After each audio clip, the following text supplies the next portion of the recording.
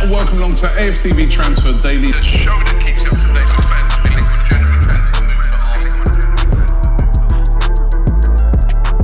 Arsenal. Hi, and welcome along to AFTV Transfer Daily, the show that keeps you up to date with players that have been linked with a January transfer move to Arsenal.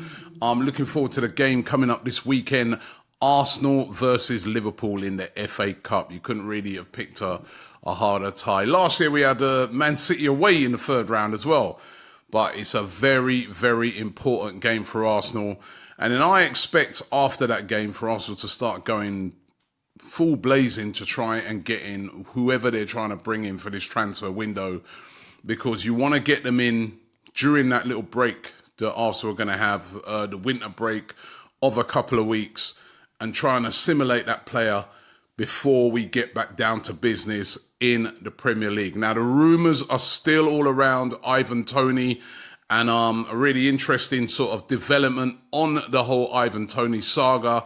One of the things that have been sort of said about it is that the deal is going to be really, really expensive. And one of the reasons for it being that expensive is because there's a 30% sell-on clause in his current contract that he has with his team Brentford. Now, he previously played for Peterborough United, did really, really well for them, and then Brentford bought him, and there's said to be this clause in the contract that if they were to sell him, they'd have to give Peterborough 30% of any money made. However, the Peterborough chairman has come out and said that this is rubbish. There is no clause, no sell-on clause. So that is not true. So that shouldn't inflate the price for Ivan Toney. However, the price is still going to be really, really expensive. Their coach coming out and saying that, listen, they don't want to sell him. It's all going to boil down to Ivan Toney. Does he try and push for a move this January? If he does, that might change things. I don't think he's going to do that unless he's got encouragement from, say, for instance, well, any team that's going after him, but we know that the primary team that seems to be after him is Arsenal. If nobody's really pushing him for it, I don't see him trying to, get himself out until the summer. But certainly no, sell-on clause in the contract. So it's gettable, but the money's going to have to be on the table, and the money's going to have to be huge. Now, I was looking at it today. There's another target. Potential target. Serhou Guirassy of Stuttgart. This guy this season has been absolutely on fire over in the Bundesliga. He's the second top goal scorer behind Harry Kane. He scored more than Victor Boniface with 19 goals in 16 appearances. Absolutely brilliant he's been this season. He's 27 years old. He's been a bit of a journeyman in his career. Like he's played for several teams over there in France, including Lille. He got the move to Stuttgart. It wasn't, I think they paid about just over £7 million for him. But this season, he's been absolutely on fire. And as you know, you're on fire as a striker, you're going to start getting interest from all of the top teams. But there's another thing that's really, really made him interesting to a lot of teams, that despite his sort of valuation at the moment, which is quite high, he's said to have a release clause of 15.1, or some sources are saying 15.2 million pounds. That is what his release clause is in his contract. He's also previously said, when asked about playing in the Premier League, that that's his dream. His dream is to play in the Premier League. Now, if that release clause is true, should Arsenal, who are desperate for a striker, go and activate this clause?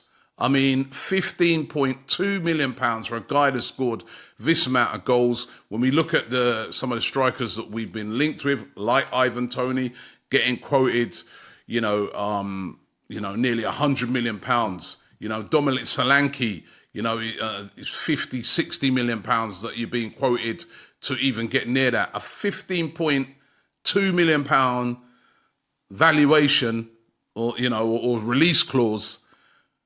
Surely Arsenal should be taking a look at this. And he's got a lot of interest from clubs in the Premier League. Tottenham are said to be really interested in him. Newcastle are. Manchester United are showing a big interest in him. He's said to prefer at the moment a move to Spurs. That's if indeed he does leave Stuttgart. It could be a thing where Stuttgart come in, try and offer him a bigger contract, get that clause out of it, and just say to him, listen, if you do all that, stay with us, we'll sell you on in the summer.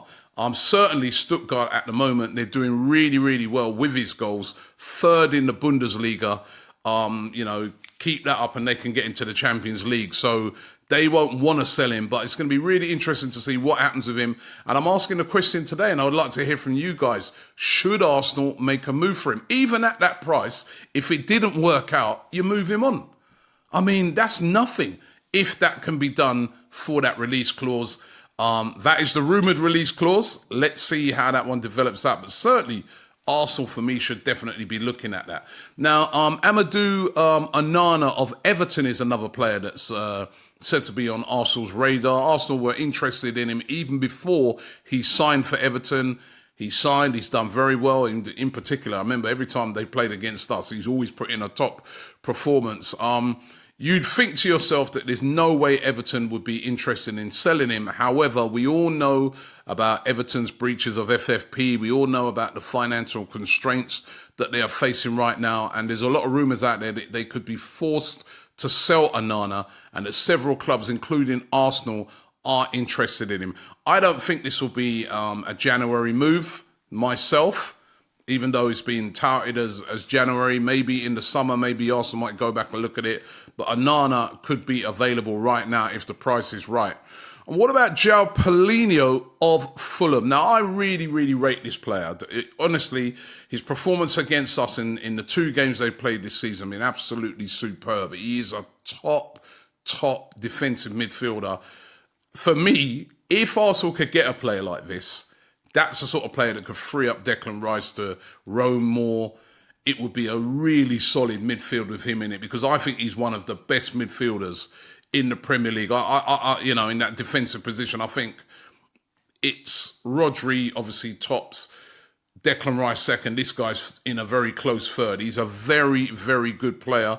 Now, we know that he nearly got that move in the summer to Bayern Munich. It fell through at the last minute. He's said to be available again this January transfer window for around about £50 million. We know that Fulham are trying to, get a replacement for him at the moment. They love to keep him, but they know that they're going to lose him at some stage. And they've been looking at this player, Andre from Fluminense. But could Arsenal make a move for Joao Palhinha? The only problem with him is the age. He's 28 now. But listen, we're looking at Ivan Toney, and he's a similar age. So, and the way this guy plays, I think he's the sort of player that could go on playing for a while. But Manchester City, Liverpool, they're the teams interested in as well. And of course, Arsenal said to be interested. Could something like this happen in January? I was thinking about it, right? And I mean, again, we don't know exactly the financial constraints that Arsenal are going to have this January transfer window. We don't know if they could say, for instance, sell certain players to free up spaces for a player like this. But certainly with Champions League football, he's the sort of player that I'm sure he'd relish coming to play for Arsenal and be playing in the Champions League, and would be a great player to have in your midfield in a Champions League campaign. But that's one of the rumours today. Let's see. And also been linked with this player, Dan Neil from Sunderland. Very talented, technical midfielder. Been doing it for a little while now. He came through the ranks at Sunderland, through their academy, and has been really, really catching the eye of all of the Premier League, the top Premier League teams. And Newcastle are said to be interested in him. Several other teams. Whether he go to Newcastle, I don't know about that because of his connections to Sunderland. But there's several clubs said to be interested. I think Spurs are another team, and Arsenal said to be one of those teams interested in him as well. Wouldn't be a very high fee. I've seen valuation of 5 million. They probably want more from Sunderland. He's a very important player for them. They're doing well this year, Sunderland as well, with big aspirations of trying to get into the Premier League. But it'd be really interesting to see. It'd be all eyes on this guy when he plays on Sunday. I think it's Saturday or Sunday. Sunderland versus Newcastle, which is a really hot derby game. So we'll get to see him come up against a really competitive Newcastle Premier League team and see what he's like. But Arsenal being linked with a move for Dan Neil. How about this one? We've got midfielders with talent. We've got Charlie Patino out there on loan at Swansea. He's been doing brilliant things as well, who we already have. So would Arsenal want Dan Neil? But I guess it's a thing where a team like Arsenal are always going to be on the lookout for top talent, and he's a top talent at the moment, and Arsenal taking a look at him. That's not really what we need right now, but we're taking a look at him. As a matter of fact, a lot of the rumours are that the real main thing that Arsenal are trying to get this January transfer window is a left back. But who are we going to get? Do we bring back Nuno Tavares off a loan? Remember, he's our player still, and he was a left back. He's still at Forest. Going to be really, really interesting to see. Listen, thanks for watching today.